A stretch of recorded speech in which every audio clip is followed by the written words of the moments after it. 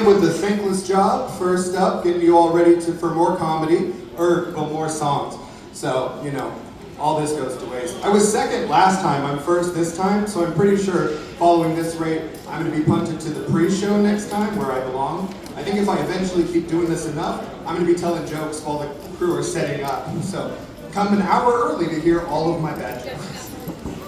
I don't know if you guys were here last time or if you remembered, but our lovely MC promised that this show was going to be 10 times better than the last one. I don't know where she thought the improvement was coming from. It's not coming from me. I'm thinking that, like, maybe for the last 15 minutes, the weekend is going to show up, and she was really banking on that. So, like, I mean, who knows? Stick around. It's not impossible. Now I'm the one making promises I can't keep. You know what's been really getting to me about school is deadlines, assignment deadlines. Because sometimes you have social events you have to go to, or you've got work, and you just can't get to an assignment until like an hour before the deadline. It doesn't matter if you're feeling like super angry or super tired, you just have to do the assignment. Sometimes that anger comes out of the assignment. I had one where we had to find a problem with the world, and then propose a solution, and then we would argue about it later. And I was just having a really bad day. I don't remember why, you know, it just happens. So it's like, what's the problem in the world? What's the solution? And I said, I'm too sweaty. The sun's too hot. We should blow it up. And then I went to bed.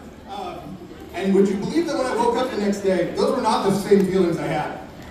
So I shamelessly, had to go back and find the next day's assignment, which was find some sources that seem to be pro your side of the argument. So far I've got that ChatGPT thinks it'd be a great way to get rid of sunburns. So if anybody has peer-reviewed scientific studies that are pro nuking the sun, please find me after class. Find me after the special. I really need to pass this class. I'm actually getting this recorded so I can send it to my family down in Mount Vernon, and I can clip this part out specifically to send to any professors when I need to ask for a deadline extension. I should probably remove the part where I admit to using AI as a source.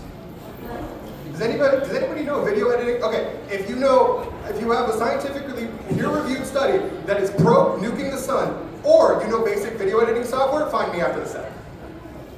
Another thing that really gets to me is ads. I've been watching TV, and every 10 or so minutes I get bombarded with a full minute of ads, and it's always one of three things. It's either a trailer for the TV show that I'm currently watching, except it's the newest season, so it's full of spoilers and stuff that just doesn't make me want to watch the show anymore. They'll be like, hey, you're supposed to be dead. Why are you missing an arm? Ugh, the new outfits are hideous. I think if the trailer, which is supposed to get people to watch the show, is actively pushing people away, you might want to go back to the drawing board. Or it's a trailer for like the new high-octane thriller action movie that's coming out sometime in a couple of months, I don't know when. Probably starring The Rock. It's so high and tense, and it starts and it builds, and there's guns, and there's violence, and there's drama, and there's kissing, and everything. And then there's a brief pause where one of the characters has to drop the title and he has to go, well, boys, I think it's time we take a trip down the mountain.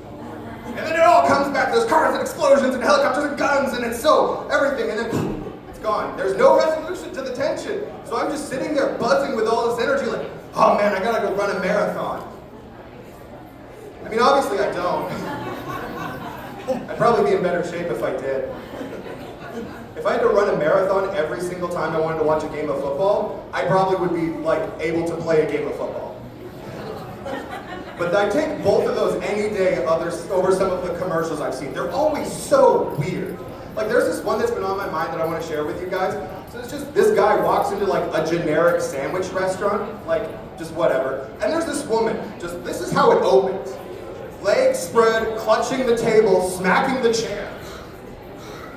In like orgasmic bliss, like she's having an out-of-body experience, which is crazy because I'm afraid about like listening to music in my headphones too loud in public. Like if I stutter when I'm ordering food, that's it, I'm done, it's over. And this woman does not know other people exist and can see her. And this guy, he doesn't even stop, he just walks right past her like, yeah, just another day at the sandwich store.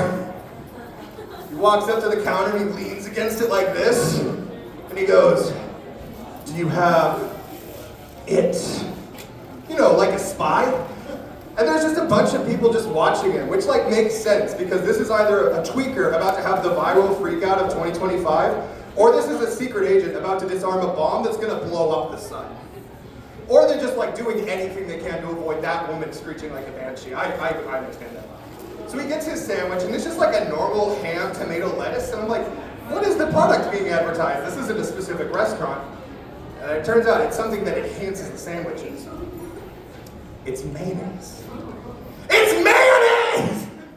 That woman over there screeching like a banshee, having a religious moment over mayonnaise? I mean, I guess it makes sense. I watch a lot of those videos. It's like cheap, tasty meals that are healthy that you can make at home. You know, when you're lying in bed at 2 in the morning dreaming about being able to run a marathon and having a six-pack, you're never going to make any of those meals, but you watch them just make you feel good about yourself. But they always open the same way, like, today I'm going to teach you my honey glazed chicken. And then they take a bite and they go, mmm. Which is exactly what I want my neighbors to be hearing coming from my room at 2 in the morning. And they do that. That's the exact reaction they give for all of their food. And I've watched a lot of these videos. Most of them don't even have mayonnaise. Do you think, like, in the mayonnaise universe, that creates, like, a lot of problems? Like, you suspect that your wife is cheating on you with Brad from accounting, who's always been better than you? And you come home unannounced early one day, and you hear, like, the sounds of, like, I can't say it, there's no explicit concept. Oh, we know what I'm saying. And you rush upstairs, and you throw open the door, but Brad's already long gone. And your wife is like, no, babe, I was just eating mayonnaise.